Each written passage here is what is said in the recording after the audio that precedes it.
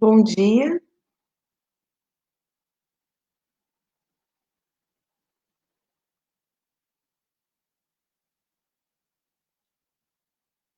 Bom dia a todos nesta manhã.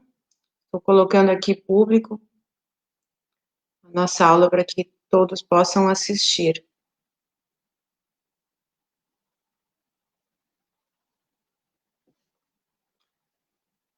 Sejam todos bem-vindos nessa manhã, para junto nós estudarmos mais uma lição da Escola Dominical.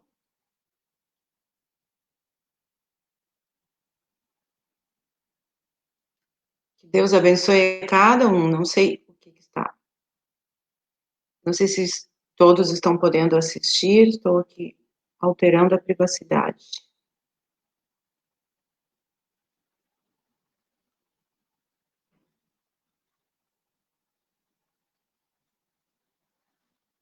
Agora sim. Sejam todos bem-vindos, então, à nossa aula. Neste dia 19 de julho de 2020. O tempo está passando muito rápido, muito lento e, ao mesmo tempo, muito rápido. Mas graças a Deus por todas as coisas e graças a Deus que nós podemos estar mais uma manhã reunidos em volta da palavra do Senhor. Sejam bem-vindos todos que estão chegando. Fiquem à vontade para comentar. Na medida que eu ver que tem comentários novos, então eu vou dando uma olhadinha para ver se há alguma pergunta. Fiquem à vontade, irmãos. A nossa aula é assim mesmo, ela é interativa. Deus abençoe cada um de vocês nesta manhã.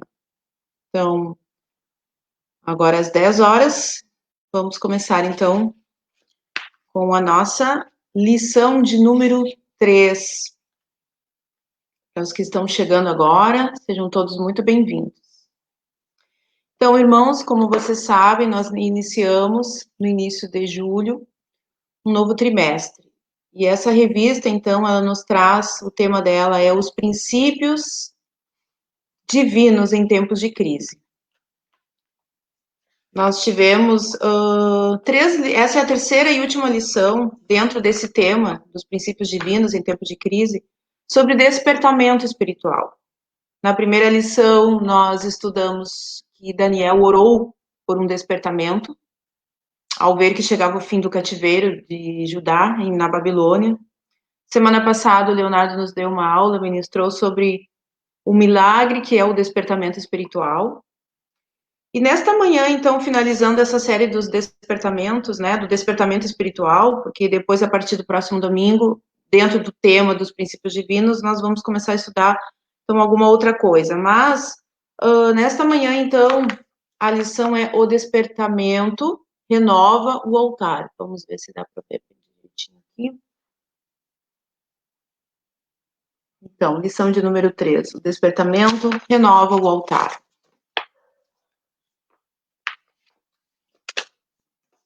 Vamos ler o texto áureo.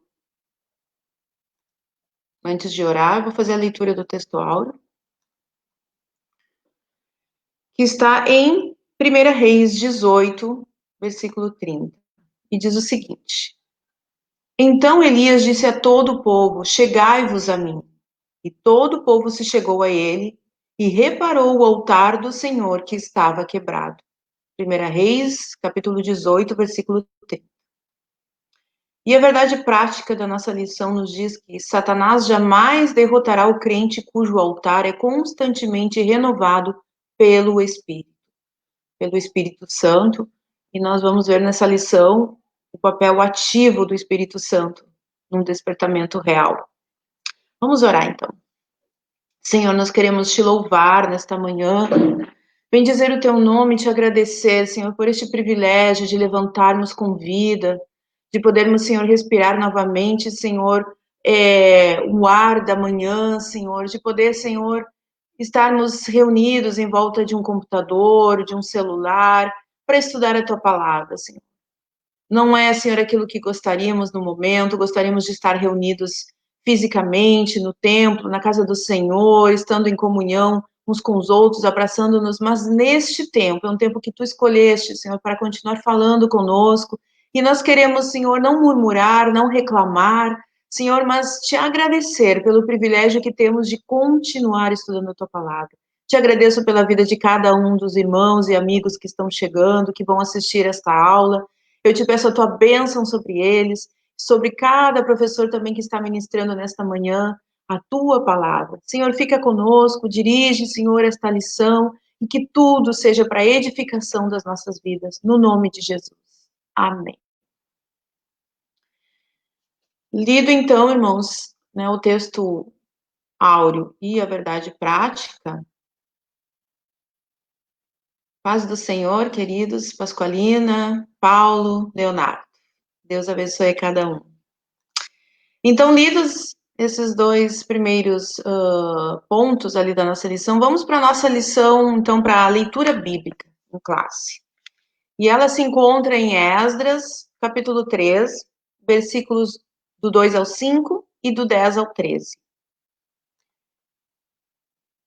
E levantou-se Jesua, filho de Josadaque, e seus irmãos, os sacerdotes, e Zorobabel, filho de Sealtiel, e seus irmãos, e edificaram o altar do Deus de Israel, para oferecerem sobre ele holocaustos, como está escrito na lei de Moisés, o homem de Deus.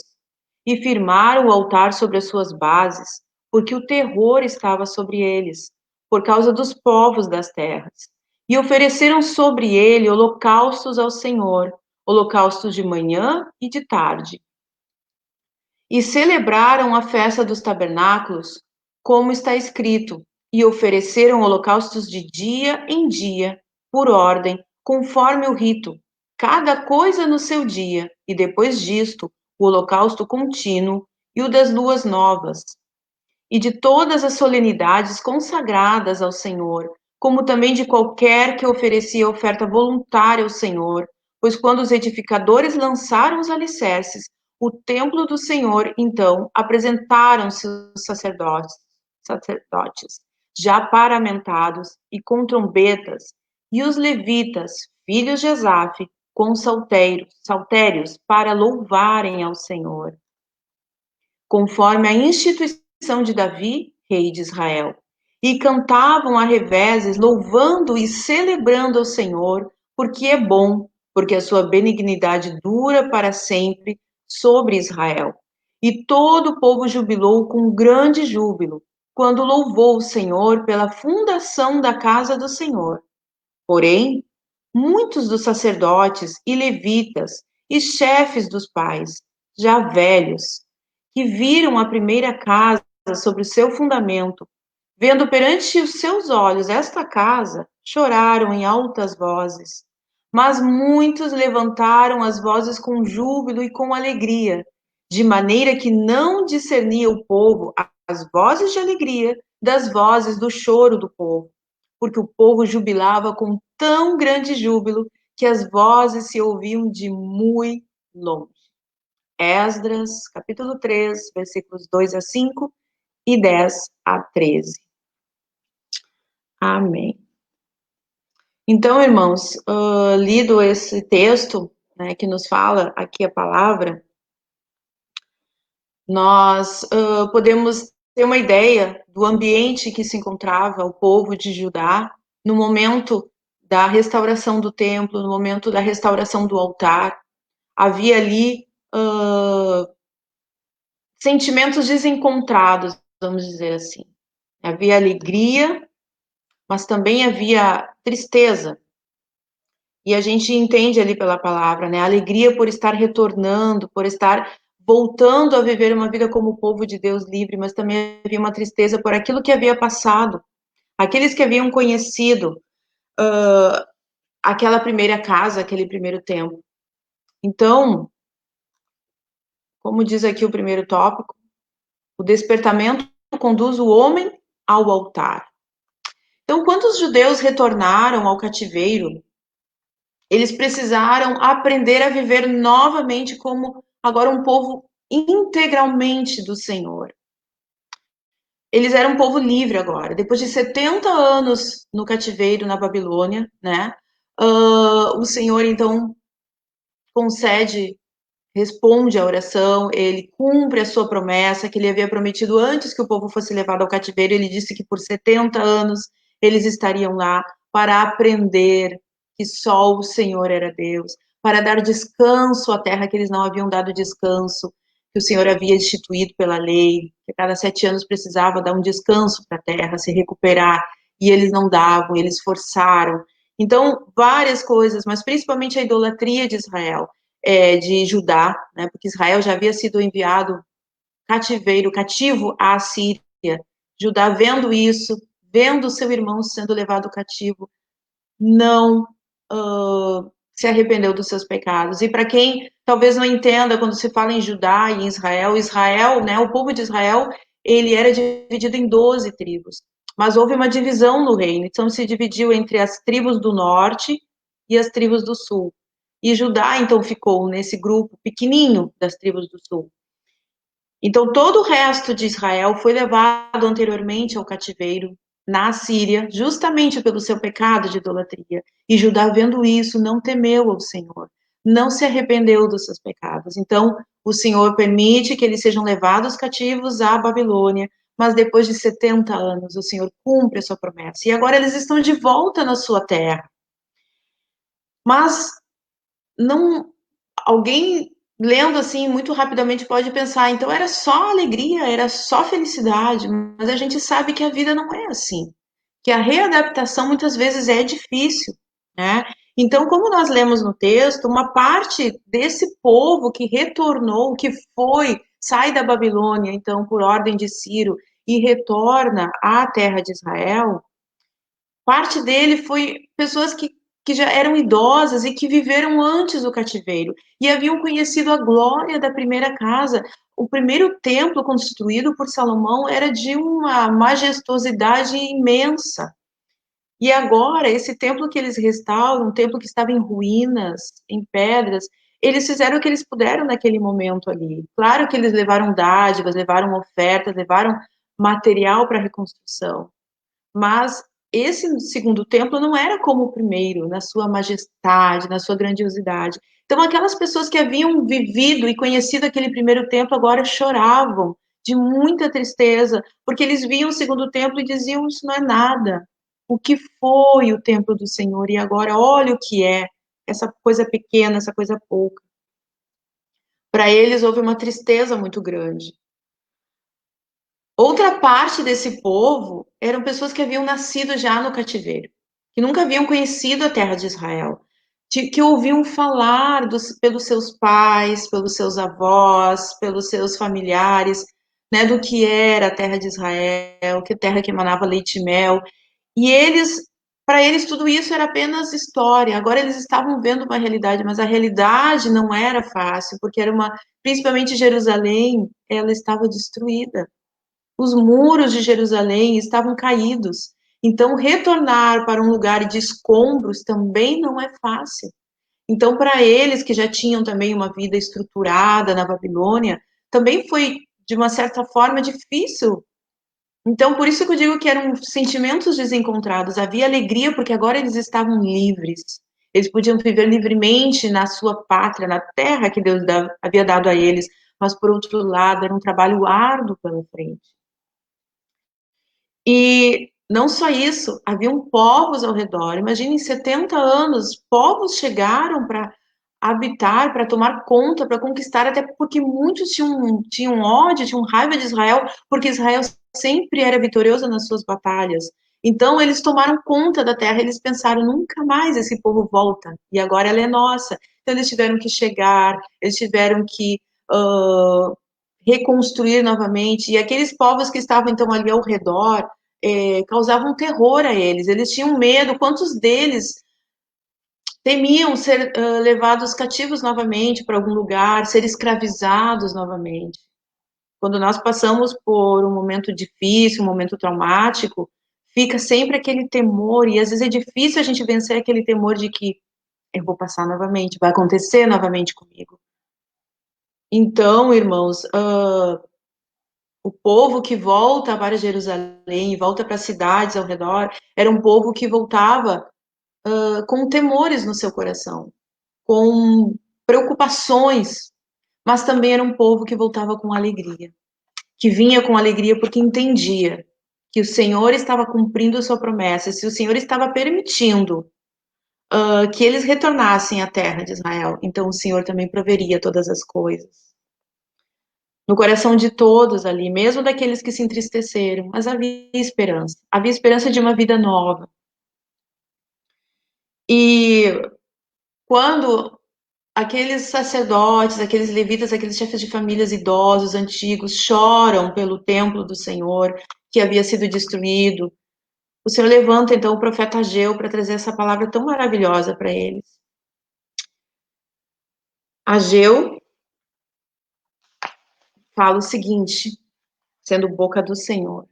No segundo ano do rei Dário, ou Dario, no 7º mês, ao 21º do mês, veio a palavra do Senhor por intermédio do profeta Ageu, dizendo: Fala agora a Zorobabel, filho de Salatiel, governador de Judá, e a Josué, filho de Josadaque, o sumo sacerdote, e ao resto do povo, dizendo: Quem dentre vós que tenha sobrevivido contemplou esta casa na sua primeira glória? E como a vedes agora? Não é ela como nada aos vossos olhos? Ora, pois sê forte, Zorobabel, diz o Senhor, e sê forte, Josué, filho de Josadaque, o sumo sacerdote, e tu, todo o povo da terra, sê forte, diz o Senhor, e trabalhai, porque eu sou convosco, diz o Senhor dos exércitos, segundo a palavra da aliança que fiz convosco quando saístes do Egito. O meu espírito habita no meio de vós. Não temais, pois assim diz o Senhor dos exércitos: ainda uma vez, dentro em pouco, farei abalar o céu, a terra, o mar e a terra seca. Farei abalar todas as nações, e as coisas preciosas de todas as nações virão, e encherei de glória esta casa, diz o Senhor dos exércitos. Minha é a prata, meu é o ouro, diz o Senhor dos exércitos.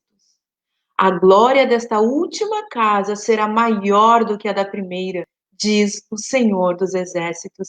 E neste lugar darei a paz, diz o Senhor dos exércitos. Ageu, capítulo 2, versículos de 1 a 9. Irmãos, nós poderíamos ficar só nesses versículos do livro do profeta Ageu, porque olha que amor de Deus, que consolo do Senhor. O Senhor diz para aquele povo que sobreviveu ao cativeiro: essa casa, aos olhos de vocês, é nada comparada com a primeira. Mas eu sou Deus, eu sou soberano sobre todas as coisas, eu sou Deus provedor, e virá muita riqueza dos povos, e eu vou encher a glória desta casa, e ela será maior do que a primeira.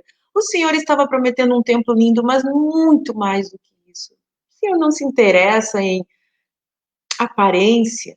O Senhor estava prometendo que a sua glória encheria aquela casa, porque agora o povo que retornava do cativeiro da Babilônia era um povo que retornava, talvez alguns juntando seus caquinhos, como a gente diz, né, na linguagem popular, mas era um povo que voltava disposto a servir ao Senhor com integridade.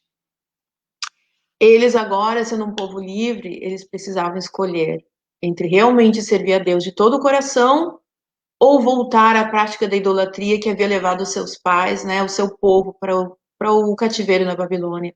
Mas esse povo voltou disposto a servir ao Senhor. Então o Senhor traz essa promessa, essa palavra tão linda, tão maravilhosa. E irmãos, quem sabe, quando tudo isso terminar, quando nós pudermos finalmente sair das nossas casas, voltar à nossa vida, né, à rotina de escola, de trabalho, de igreja, de nos reunir com os amigos. Quem sabe quantos de nós vão voltar com alegria, sim, mas talvez com muita dificuldade da readaptação. Quem sabe cada família está passando por dificuldades. Eu creio que não há família que não esteja passando por situações difíceis. Nós temos o Senhor ao nosso lado, assim como o povo tinha o Senhor junto a eles lá na Babilônia. Mas talvez, irmãos, muitos voltem quebrantados, não apenas com o coração mais voltado para o Senhor, mas com dificuldades mesmo, com quebranto de coração, com angústias, com tristezas.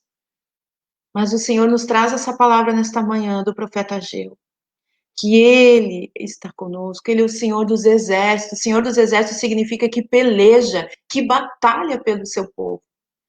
Então eu creio, irmãos, que quando nós retornarmos, nós vamos retornar confiando que o Senhor é aquele que restaura todas as coisas.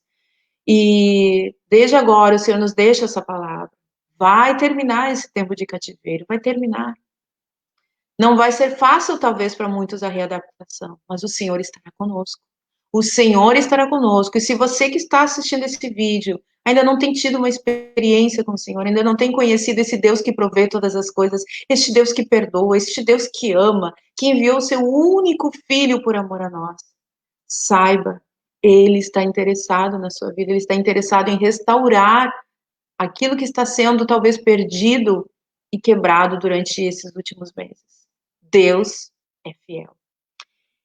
Então, irmãos, essa palavra, a gente inicia essa lição com essa palavra tão preciosa, né, que Deus deixa ao profeta para as nossas vidas. Não foi só para o povo de Israel, de Judá, não.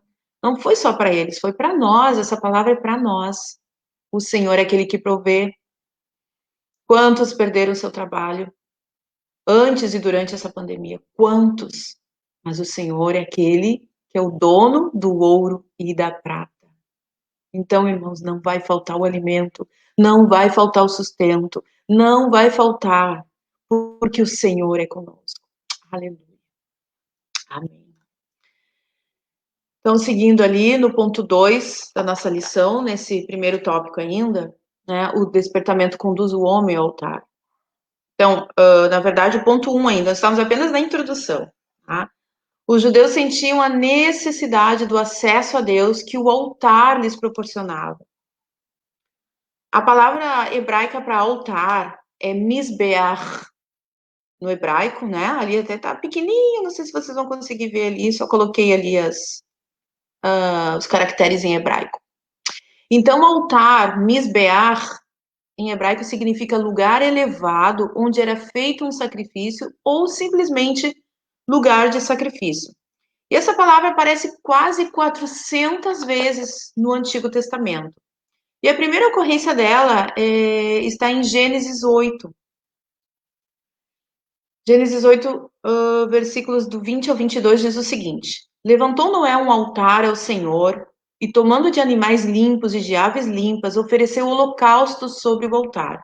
E o Senhor aspirou o suave cheiro e disse consigo mesmo: Não tornarei a amaldiçoar a terra por causa do homem, porque é mau o desígnio íntimo do homem desde a sua mocidade. Nem tornarei a ferir todo o vivente, como fiz. Enquanto durar a terra, não deixará de haver sementeira e ceifa, frio e calor, verão e inverno, dia e noite. Então, quando Noé sai da arca, né, com sua família, depois de tanto tempo lá dentro, não foram apenas os 40 dias que choveram, foi muito mais, mas ele sai e a primeira coisa que ele faz é erigir um altar ao Senhor. E o Senhor, então, aspira o cheiro suave daquele sacrifício e ele promete que ele não mais voltaria a inundar a terra com água. E que haveria, enquanto durasse a terra, haveria sementeira e ceifa, frio e calor, verão e inverno, dia e noite. Irmãos, a vida continua. O Senhor é aquele que nos prometeu.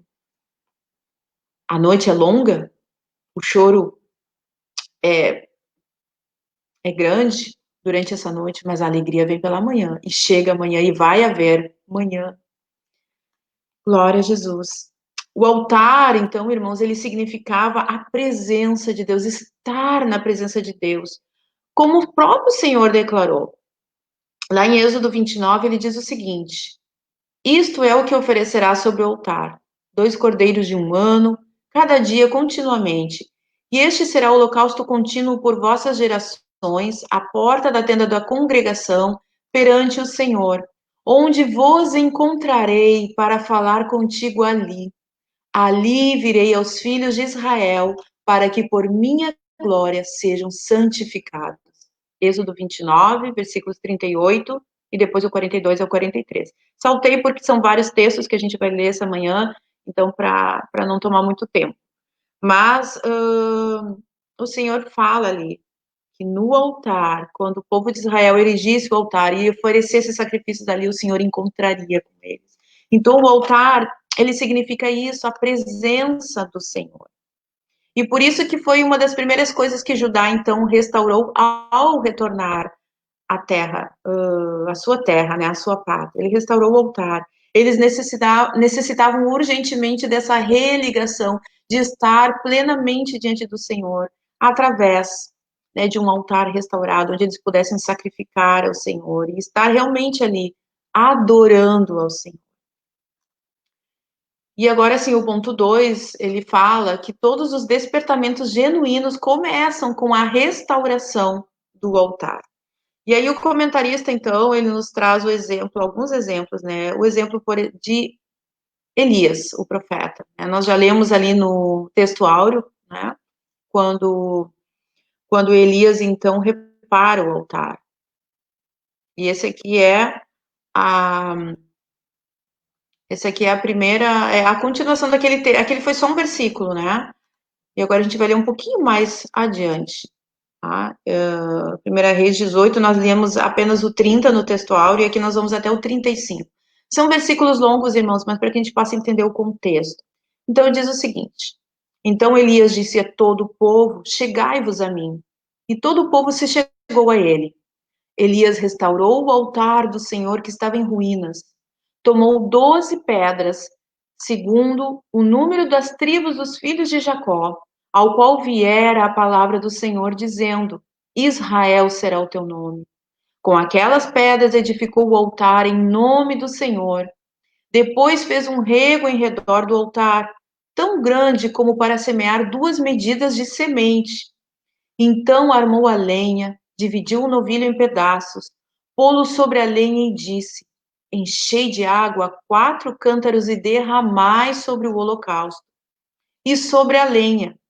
Disse ainda: Fazei-o segunda vez, e o fizeram. Disse mais: Fazei-o terceira vez, e o fizeram terceira vez, de maneira que a água corria ao redor do altar, e ele encheu também de água o rego.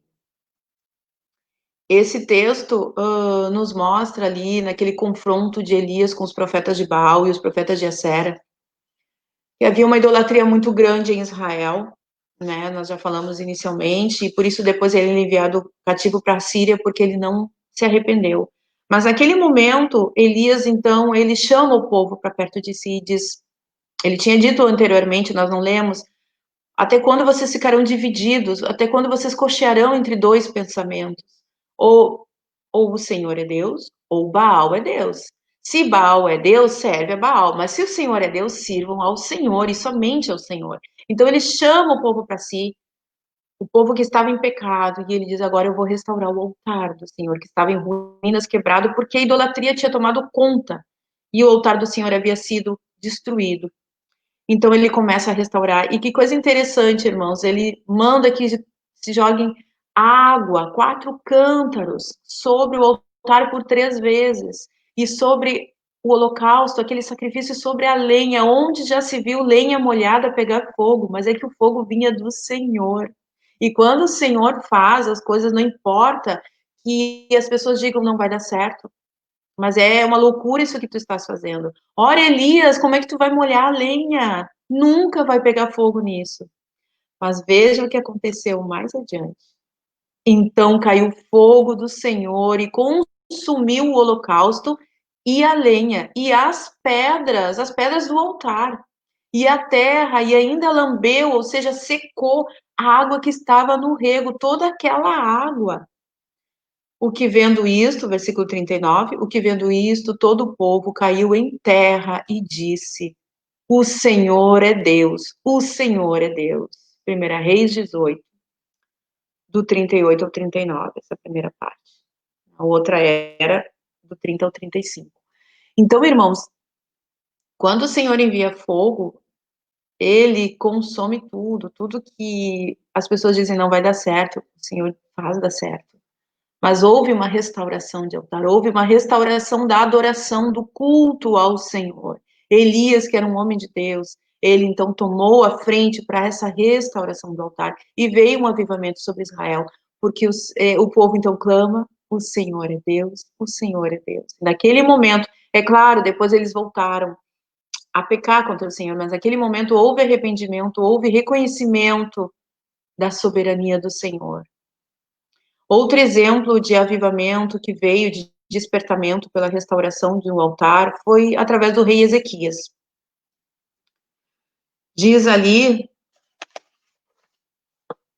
2 Crônicas 29, diz o seguinte: no primeiro ano do seu reinado, no primeiro mês, abriu as portas da casa do Senhor e as reparou, e trouxe os sacerdotes e os levitas, ajuntou-os na praça oriental e lhes disse: ouvi-me, ó levitas, santificai-vos agora e santificai a casa do Senhor, Deus de vossos pais.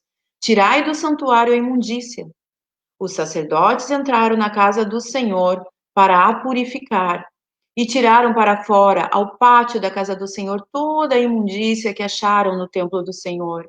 E os levitas a tomaram para a levarem fora, ao ribeiro de Cedron. Começaram, pois, a santificar no primeiro dia do primeiro mês. Ao 8º dia do mês, vieram ao pórtico do Senhor e santificaram a casa do Senhor em 8 dias. No 16º dia do mês acabaram. Então, foram ter com o rei Ezequias no palácio e disseram: já purificamos toda a casa do Senhor, como também o altar do holocausto, com todos os seus utensílios, e a mesa da proposição com todos os seus objetos. Deu ordem a Ezequias que oferecessem o holocausto sobre o altar. Em começando o holocausto, começou também o cântico ao Senhor com as trombetas, ao som dos instrumentos de Davi, rei de Israel. Toda a congregação se prostrou quando se entoava o cântico e as trombetas soavam. Tudo isto até findar-se o holocausto. Tendo eles acabado de oferecer o sacrifício, o rei e todos os que se achavam com ele prostraram-se e adoraram. Então o rei Ezequias e os príncipes ordenaram aos levitas que louvassem o Senhor com as palavras de Davi e de Asaf, o vidente, ou o profeta. Salmos, né? E eles fizeram com alegria e se inclinaram e adoraram. Ezequias e todo o povo se alegraram por causa daquilo que Deus fizera para o povo, porque subitamente se fez esta obra. 2 Crônicas 29, então os versículos do 3 ao 5, depois do 16 ao 18, do 27 ao 30 e o 36. Então, irmãos, a gente vê através desse texto, né, um despertamento, um avivamento, quando houve a restauração do altar, quando houve a purificação do templo do Senhor, quando foi tirado aquilo que não deveria estar ali, aquilo que estava sujando, a imundícia, como diz o texto. Então, ali houve alegria no povo, houve um derramar do Senhor, o povo louvou, o povo adorou o Senhor e eles se alegraram sobremaneira. E é lindo esse texto, porque ele nos traz novamente como o Senhor se agrada quando há uma limpeza na nossa vida, quando nós nos dispomos a limpar o altar da nossa vida. E por fim, irmãos, ali, né, o outro exemplo que o nosso comentarista traz, então, é o retorno de Judá do cativeiro, que é o que nós já temos lido, nós já lemos, né, esses primeiros versículos aqui, mas vamos ler novamente. Levantou-se Jesua, filho de Josadaque, e seus irmãos sacerdotes, e Zorobabel, filho de Sealtiel, e seus irmãos, e edificaram o altar do Deus de Israel, para sobre ele oferecerem holocaustos, como está escrito na lei de Moisés, homem de Deus. Firmaram o altar sobre as suas bases, e ainda que estavam sob o terror das outras terras, ou de outros povos, ofereceram sobre ele holocaustos ao Senhor de manhã e à tarde. né? E a gente sabe o que houve também este quebrantamento na vida do povo. Mas trazendo para nós, são exemplos bíblicos, né? Nós falamos do profeta Elias, falamos do rei Ezequias, falamos do povo de Judá retornando do cativeiro. Mas nas nossas vidas, o que significa renovar o altar do Senhor? Renovar o altar no nosso coração, o que significa? Quando nós olhamos para o Antigo Testamento, nós podemos ver que o Senhor sempre aceitava ofertas que eram feitas de uma forma pura, de uma forma sincera diante do Senhor. O Senhor não estava interessado em ofertas caras, em que se gastasse muito dinheiro com sacrifícios. Quando a gente lê o livro de Levítico, a gente vê ali que o Senhor ele não exigia ofertas que estivessem acima das posses ou das condições financeiras das pessoas. Por exemplo, e esse é um exemplo que a gente vê ali quando Maria ela vai oferecer, né, depois que ela dá a luz a Jesus, então ela vai oferecer o sacrifício pela oferta, pela sua imundícia, dizia, pela questão do parto, né, de todo o sangue que saía. Então havia na lei de Moisés essa ordenança que a mulher que desse a luz, então ela tinha que oferecer ao Senhor algo para sua limpeza. E diz que deveria ser oferecido um cordeiro, mas se a pessoa não tivesse condição financeira para oferecer um cordeiro, ela poderia oferecer 2 pombinhas. Olha a diferença, né? As pombinhas eram baratas, pombinhas era algo que custava muito pouco. O cordeiro já era algo mais custoso. Mas o Senhor dizia o que importa é a disposição do coração. Então, ele não se importava em que se oferecesse grandes quantidades, né? Quando a gente ouve, às vezes, as pessoas dizerem, porque pessoas que não conhecem a igreja do Senhor de verdade, né? Então ouvem alguma coisa na televisão, ouvem uma notícia, porque lá exigiram dinheiro das pessoas, porque exigem os dízimos, não conhecem, né? Primeiro, se alguns líderes estão fazendo isso, a gente sabe que fazem, isso é algo que eles vão ter que responder diante do Senhor. Mas diante de Deus, o Senhor não exige aquilo que a gente não possa dar a Ele. Então, a oferta valiosa aos olhos do Senhor é uma oferta dada com o coração quebrantado, num altar restaurado, limpo, como o rei Ezequias mandou que limpasse, que se purificasse e tirasse a imundícia, tirasse o pecado, como Elias restaurou ali aquilo que estava em ruínas. Então, quando nós oferecemos algo diante do Senhor, o nosso melhor, e o nosso melhor pode ser muito simples aos olhos dos outros, mas quando nós oferecemos com o nosso coração, com o altar agora limpo, restaurado, quando a gente olha para a nossa vida e diz, Senhor, eu preciso ser limpo por Ti, eu tenho pecado nessa área, eu tenho falhado aqui, Senhor, limpa o meu coração, eu quero Te dar um coração puro, um coração limpo, isto é restauração de altar, isto é renovação de altar. Então, essa oferta, ela é valiosa ao Senhor. Não pelo bem material, não pelo valor monetário. E a gente vê isso muito claro lá em Lucas 21, quando a gente lê sobre a oferta da viúva pobre, né? Ela deu aquelas moedinhas, era a última coisa que ela tinha. O Senhor não deixou faltar para ela. Certamente não. O Senhor é fiel, Ele é fiel. Ele não arranca o que as pessoas têm para deixar elas em necessidade, mas pelo contrário. Ele quer que a gente, aquela pequena oferta, ela seja suave, ela seja agradável, ela seja dada de coração, não com tristeza ou com constrangimento, como diz a palavra. E a gente vê isso quando a gente lê sobre Abel, né, o que Abel ofereceu ao Senhor, Noé, Abraão, que estava disposto até mesmo a entregar seu filho, mas o Senhor poupou o seu filho, porque Deus não é um Deus que aceita, né, sacrifícios humanos, como Moloque, aquele Deus aceitava, né, aquele falso Deus. Mas o Senhor quer de nós um altar realmente limpo, para que a nossa oferta, ao ser colocada neste altar do nosso coração, ela seja agradável ao Senhor e seja o nosso melhor. Deus deu o seu melhor. Deus deu o seu único filho, o seu bem mais precioso por amor a nós, para se entregar como sacrifício por nós. Então, aquilo que nós dedicamos ao Senhor também deve ser precioso. E aquilo que a gente entrega para o Senhor muitas vezes são as nossas palavras, os nossos pensamentos, as nossas atitudes. Salmos 19:14 diz: as palavras dos meus lábios e o meditar do meu coração sejam agradáveis na tua presença, Senhor, rocha minha e redentor meu. Nosso culto, a nossa comunhão com o Senhor, eles precisam ser sinceros diante do Senhor, puros diante do Senhor. O cristão, ele não pode ter a boca suja. Não podemos sujar nossa boca com palavras ofensivas aos outros, palavras de baixo calão. Temos que agradar o Senhor com as nossas palavras, com os nossos pensamentos, com os nossos sentimentos, e só o Espírito Santo para restaurar e para santificar a nossa vida, porque nós estamos sujeitos. Tiago, a epístola de Tiago fala que Elias, esse Elias que nós lemos há pouco, que restaurou o altar, era um homem sujeito às mesmas paixões que nós, era um homem pecador como nós, mas era um homem voltado para o Senhor, desejoso de agradar o Senhor.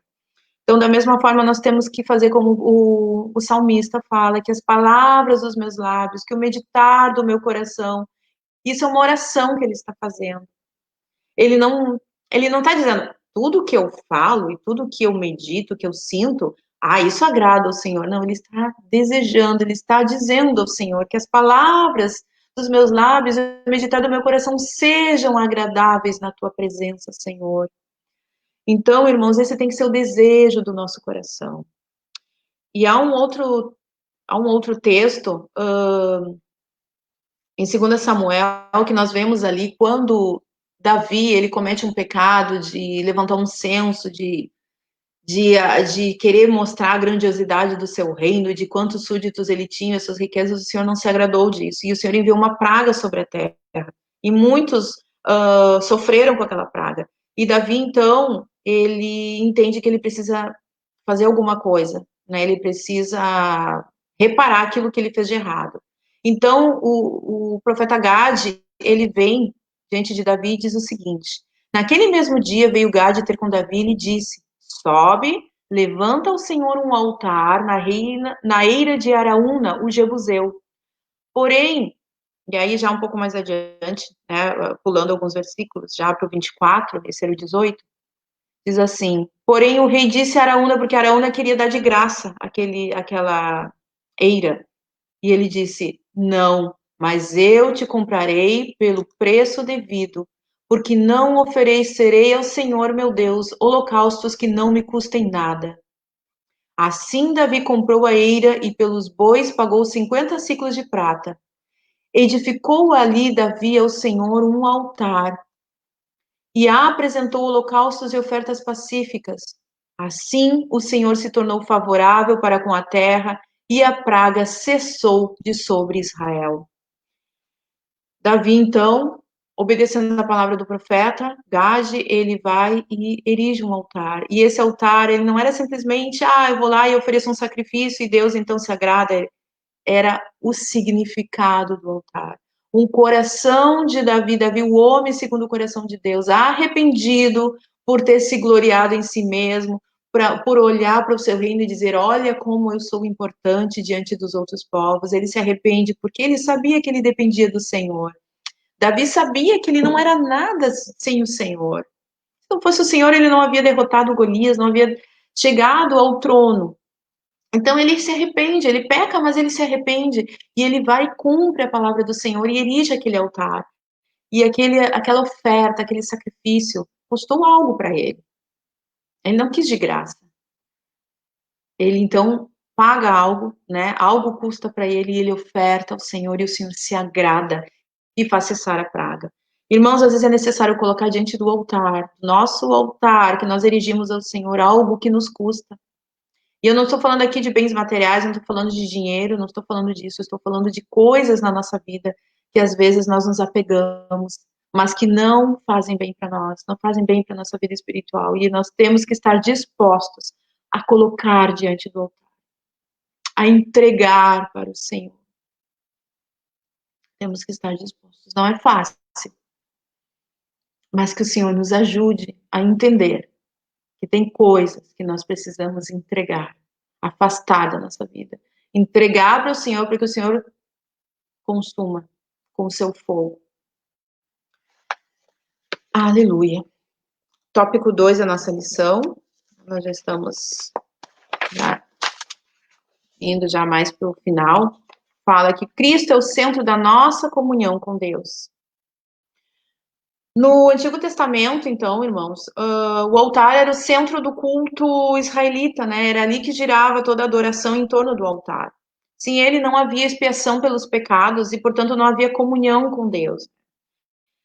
E a ideia básica da expiação é a reparação de um mal por meio de um pagamento, de uma penalidade. Então, algo foi feito de errado e agora eu preciso pagar por isso. Então, assim se cumpre a justiça, é feita a justiça. Essa era a função do animal sacrificado. O animal sacrificado, ele estava, então, servindo como pagamento, né? Servindo como o cobrir daquele pecado. Então, ele tomava sobre si o erro de outra pessoa, né? E ele, então, era a vítima no lugar daquele que realmente pecou. Jesus, ele satisfez essa justiça quando ele tomou o nosso lugar na cruz. Por isso que se fala, né, que a morte expiatória de Jesus, Jesus toma o nosso lugar e paga por nós o preço do nosso pecado. E o altar no ritual mosaico, ele apontava, então, já para esse sacrifício de Jesus.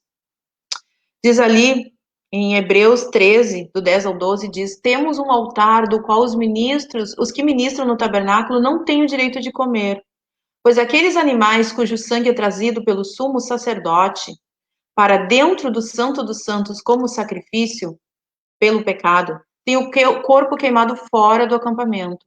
Por isso também Jesus, para santificar o povo pelo seu próprio sangue, sofreu fora da cidade. Então, quando havia aquele sacrifício, e aí tinha todo o ritual mosaico, né, da queima, do sacrifício, e era queimado fora, e tudo isso para o perdão dos pecados, ele estava apontando para Jesus, e Hebreus fala isso, Jesus, para santificar o povo, a minha vida, a sua vida, ele entregou o seu próprio sangue, derramou o seu próprio sangue, sofreu fora da cidade, falando da morte de Jesus, da crucificação de Jesus fora das portas de Jerusalém. Isso está em Hebreus. E em Hebreus ainda no livro de Hebreus, mas no capítulo 10, esse foi o capítulo 13, no capítulo 10 diz o seguinte: ora, visto que a lei é apenas uma sombra dos bens vindouros, não a imagem real das coisas, nunca consegue aperfeiçoar aqueles que se aproximam de Deus com os mesmos sacrifícios que ano após ano, continuamente eles oferecem. Porque é impossível que o sangue de touros e de bodes remova pecados.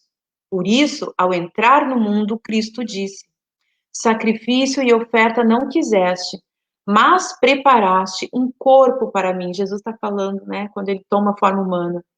Não te agradaste de holocaustos e ofertas pelo pecado. Então eu disse, Jesus falando: eis aqui estou.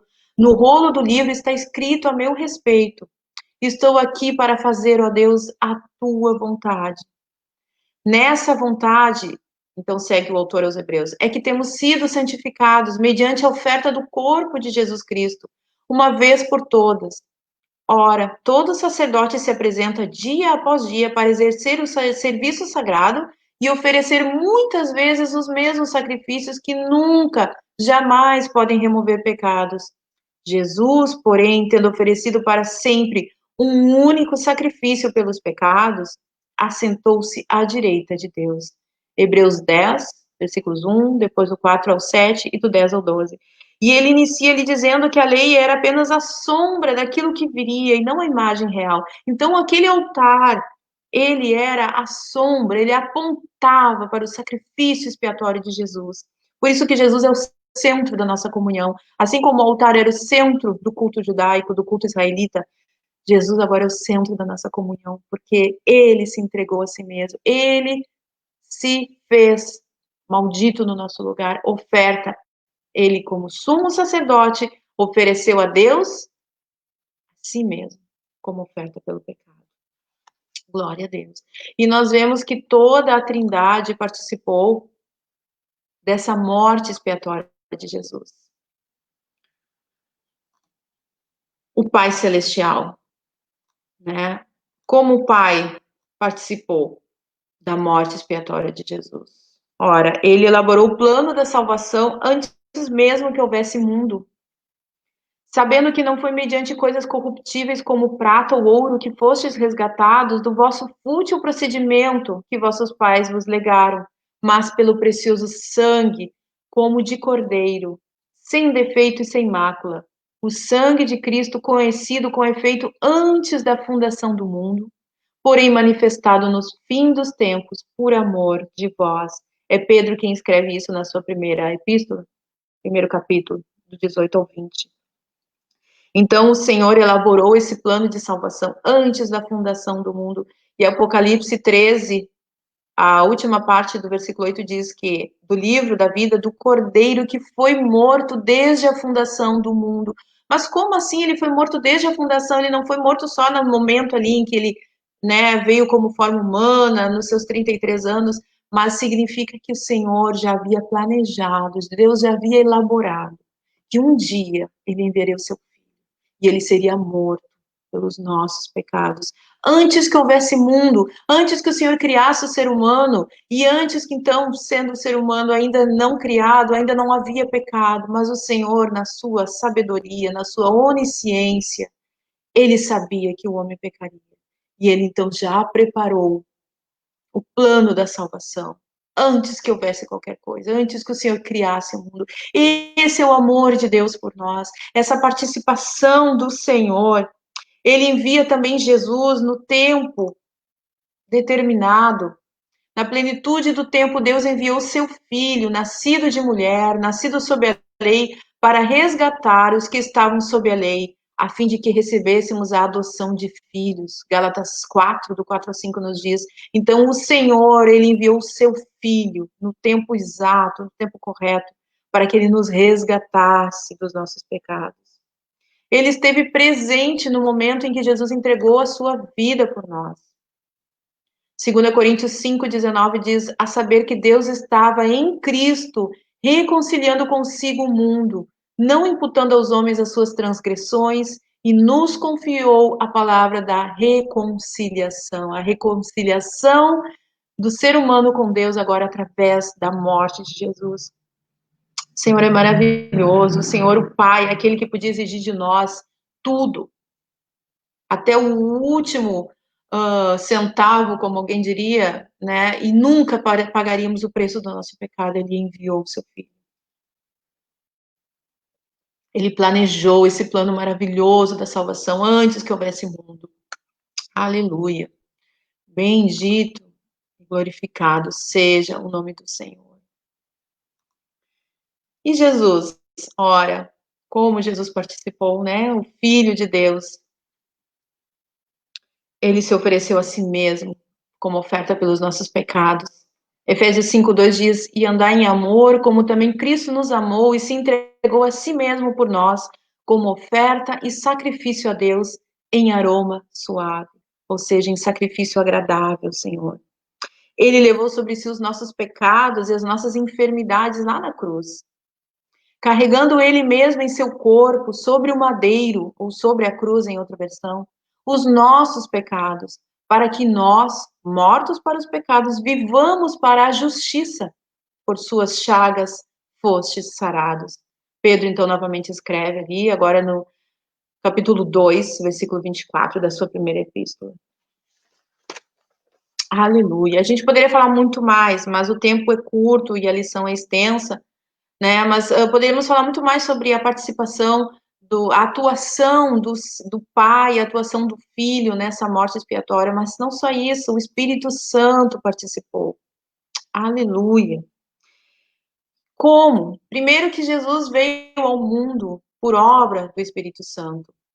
O anjo fala ali a Maria em Lucas 1:35, o anjo Gabriel, ele diz: descerá sobre ti o Espírito Santo e o poder do Altíssimo te envolverá com a sua sombra.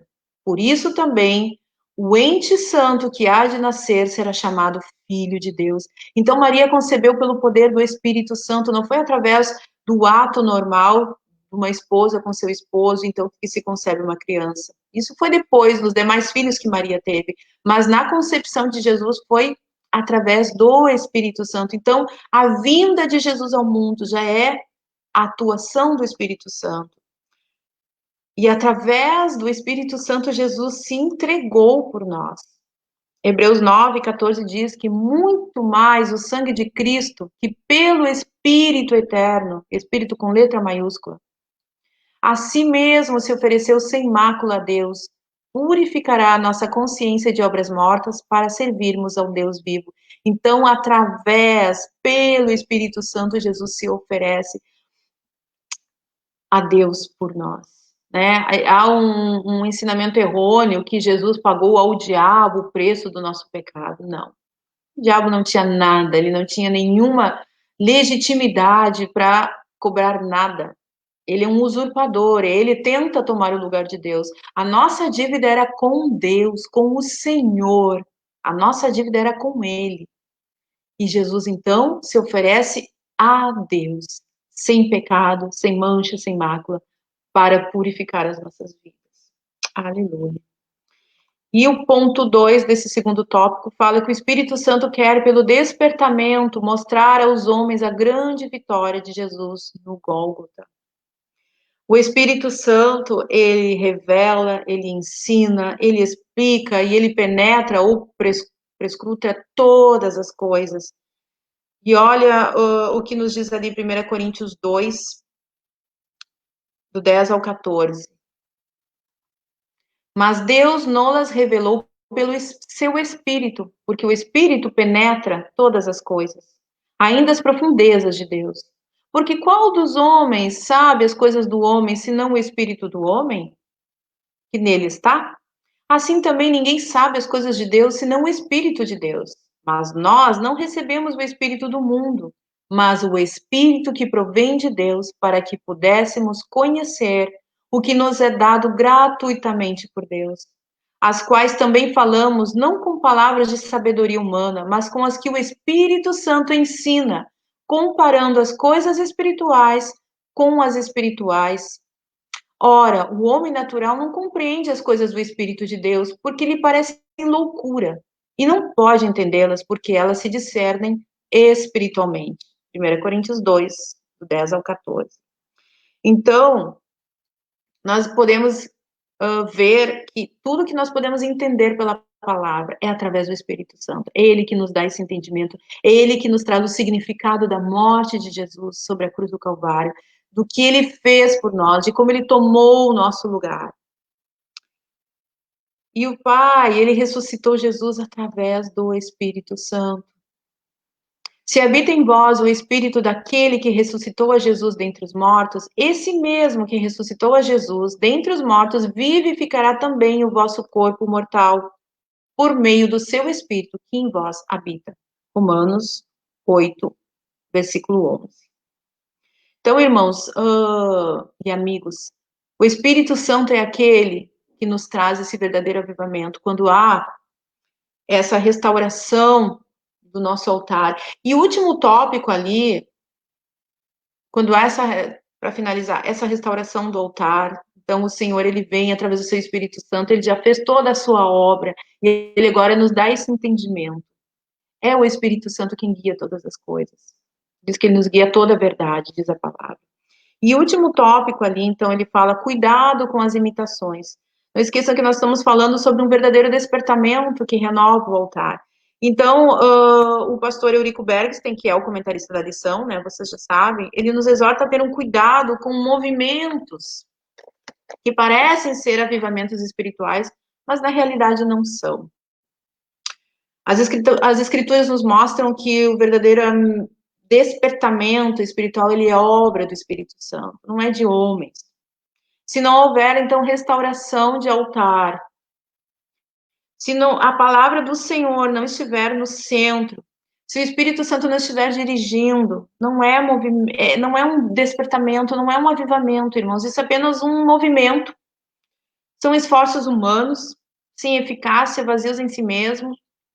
E por que eu falo isso, né? E por que o comentarista traz essa alerta, né? Essa exortação? Porque muitas vezes nós podemos pensar que estamos passando por avivamentos na nossa vida. Porque nós nos alegramos com agora a gente está nesse tempo de confinamento, mas né, antes disso, às vezes um retiro foi uma bênção, foi maravilhoso, eu senti a presença do Senhor, eu venho cheio de alegria, não, agora eu vou mudar de vida, agora eu vou deixar aquilo que eu estava fazendo de errado. Terminou no domingo, né? Na segunda eu estou cheio de alegria, cheio de contentamento. Na terça e na quarta eu já começo a voltar um pouquinho à minha rotina. Na quinta e na sexta eu já voltei à minha vida normal.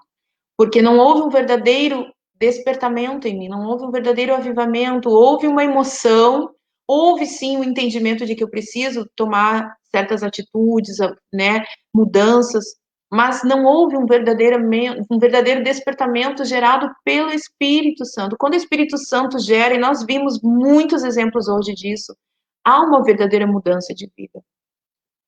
Então, às vezes, para alguns é um retiro, para outros é um congresso, durou o fim de semana inteiro, a gente se alegra, a gente fica na presença de Deus e daqui a pouco vai passando, vai passando, vai passando, e a gente já nem lembra mais o que foi falado no congresso.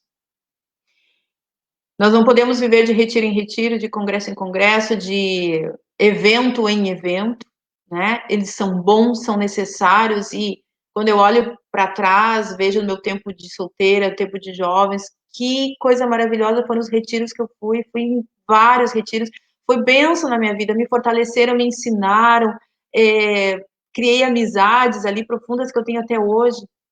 Mas se eu tivesse ficado apenas com aquilo que aconteceu nos retiros, a minha vida não tinha seguido adiante. E eu ainda preciso, todos nós precisamos desse avivamento.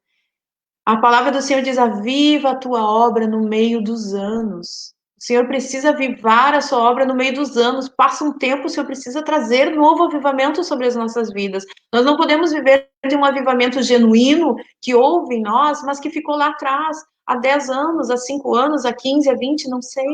E que a gente lembra com nostalgia.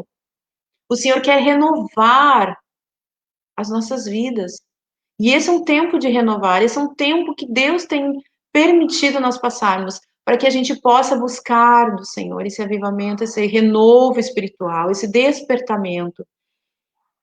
Que o Senhor nos ajude, irmãos, que nós possamos buscar esse verdadeiro despertamento, né? Restaurando o altar da nossa comunhão com Deus, limpando os entulhos, empilhando novamente as pedras no seu lugar, através de um quebrantamento sincero, de um verdadeiro arrependimento, quando nós olhamos para o nosso altar e vemos que ele está em ruínas.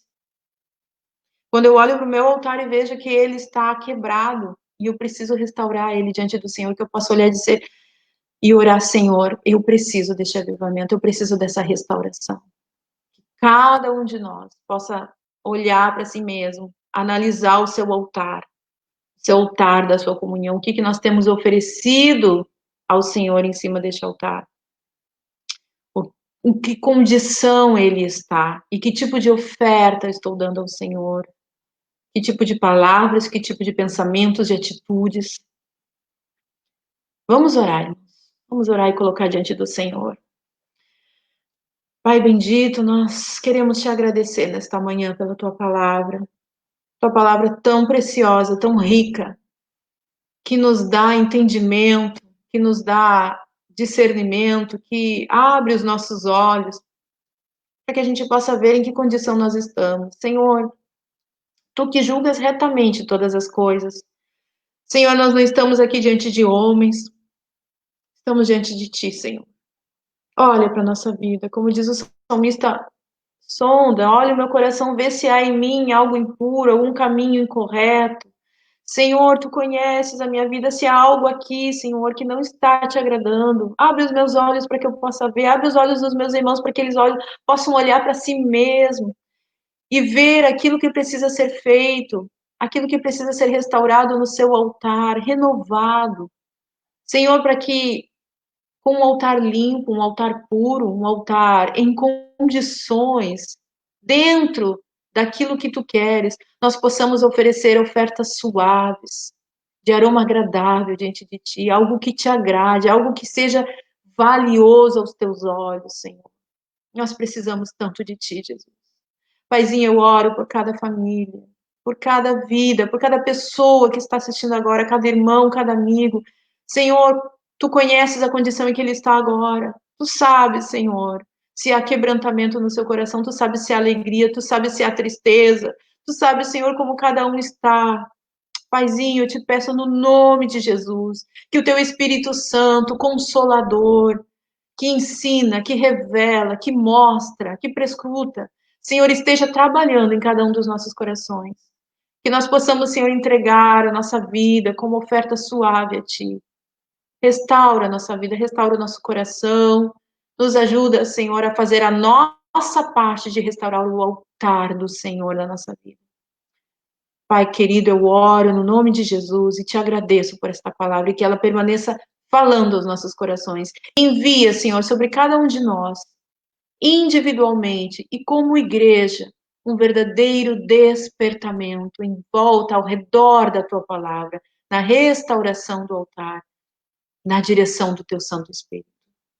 Eu oro junto com meus irmãos no nome de Jesus. Amém. Que Deus abençoe a cada um de vocês nesta manhã, já, finalzinho dela. Cumprimentando a cada um de vocês, a irmã Dina, a avó do Leonardo, a Vânia, a irmã Elita, a Cati, a irmã Marlene, a Ivana, o Jorge, a Abigail, a Silvaninho, o D'Artagnan, que eu ainda não havia cumprimentado. Que Deus abençoe a cada um de vocês e que essa palavra maravilhosa continue falando aos nossos corações. Deus os abençoe e tenham um excelente domingo na paz do Senhor.